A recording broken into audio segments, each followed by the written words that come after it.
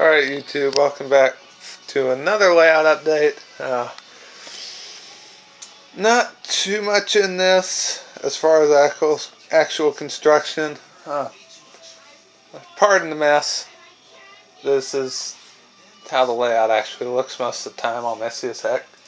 I like to clean it up somewhat for videos, but anyways. One cool thing that did happen is a couple weekends ago, I had a friend of mine over here and we did the first official op session on the layout. If you'll go to my Google Plus page, look me up on Google Plus. I posted a comment about it there.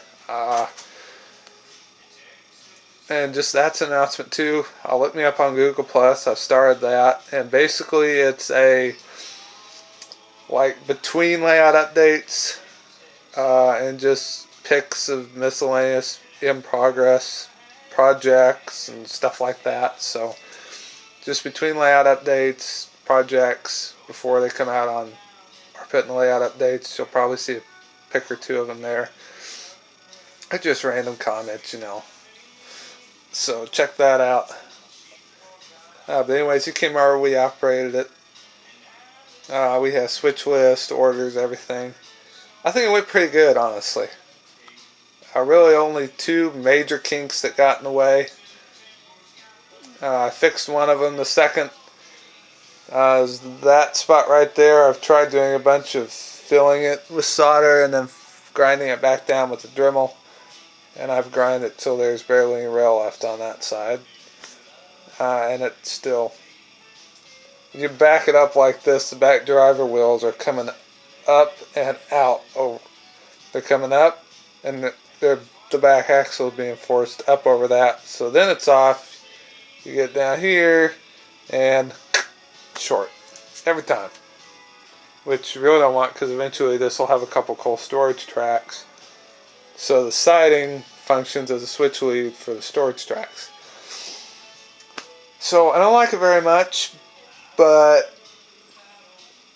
I've tried everything else. The only way I can fix it is to basically tear up the ballast on both sides for about, I'd say probably in that area, desolder this, slip a pair of rail joiners on there, and push it back and reattach it so that kink's gone. There's another thing. I thought I was good enough at track lane to get by without rail joiners. You are never good enough at track lane to get by without rail joiners. Period. So, that's the big project. I'm actually getting ready to start on it tonight after I film this video because it's Friday. But as far as the layout goes,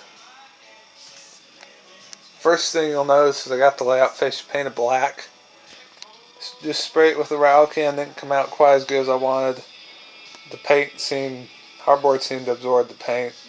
So in retrospect, I probably should have put a coat, primer on there or something.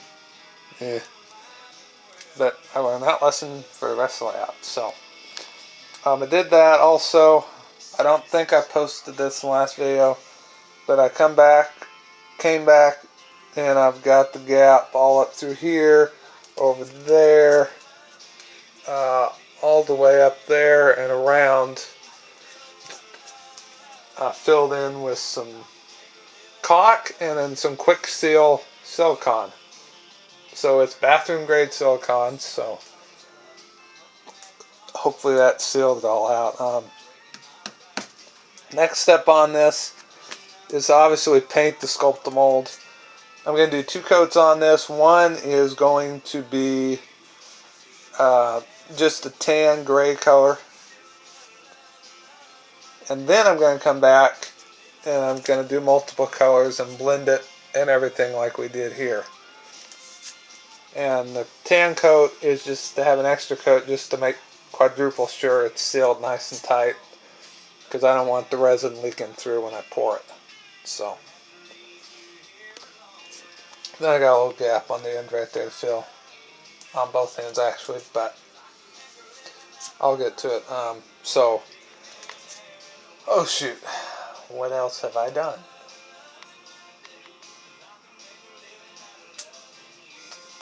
Oh yes, over here.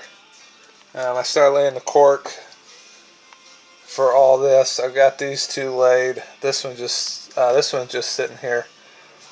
So this is the main staging yard. All trains that will have to get reworked during a section, like the Monday Creek local. Trains like that start here, come over. This is the edge of the pull-out section. I'll have my strips of printed circuit board material there, solder the rail too. So it'll look roughly like that. Same thing right here. We go on the straight stretch. It'll go over there. Two more stub tracks where those two box cars are. And that's for trains that don't get switched, like a coal that goes from Logan to Columbus. So all the assembly, there would only be assembly or disassembly and staging, assembly or disassembly on layout here in Logan. So it's going to get tweaked. And then of course eventually it'll come over, go behind the workbench, connect to layout over there, come around the layout, come across, and it'll start rising and come up to this level, and then the top level. Anyways, that's a long ways off, but I started on that. You can see where I drew the center lines, and what I'm using for a template, if you're just curious, a couple sections of 22 radius Code 100 Atlas sectional track. No, Bachmann. It's Bachmann Easy Track that I peeled the track off of the preform roadbed. And I started a bunch of those together on the previous version of this layout. I'm not going to bother putting video of that up because it's a lot worse than that, and it was a piece of plywood on a couple bookcases that didn't get anywhere near the state this layout has gotten to. So, but yeah, it's just going to go about roughly, if I can get it into position, give me a second, roughly about like that, and then you got your copper strips right there. Except this one will be Code A3 Flex Atlas. The roadbed starts here. It'll be sanded, have to be sanded down a good bit, but then it'll be regular roadbed height from here all the way on to layout and all the way up to the top.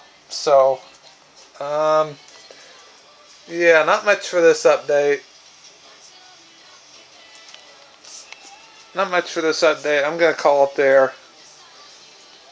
So again, look me up on Google Plus for miscellaneous in progress pictures. And then one last thing before I sign off here. If you haven't found out by now, which most of you probably have, and if you have, to reiterate, don't forget about Sparky. So just to recap, if you don't know, I don't know where he is, but he had a window much like that. It swamped and virtually destroyed all of his equipment because it was in boxes under the layout, and pretty much destroyed the layout. He had to rip out the layout, the drywall. It's a really big mess. So my shout out to Sparky107107. Sparky107107 is his username. My shout out video to him. He commented on it, so click his name, that'll take you to his channel, and he has a link to the GoFundMe page on there, as well as there's also a link in videos by Dave A8H. His video is titled Help Sparky. I know there's a couple others that I'm forgetting the channel or the video title. So yeah, anyways, I'm going to call it quits for this and start on that nice little project right there. So everybody take care, God bless, and I will see y'all on the next video.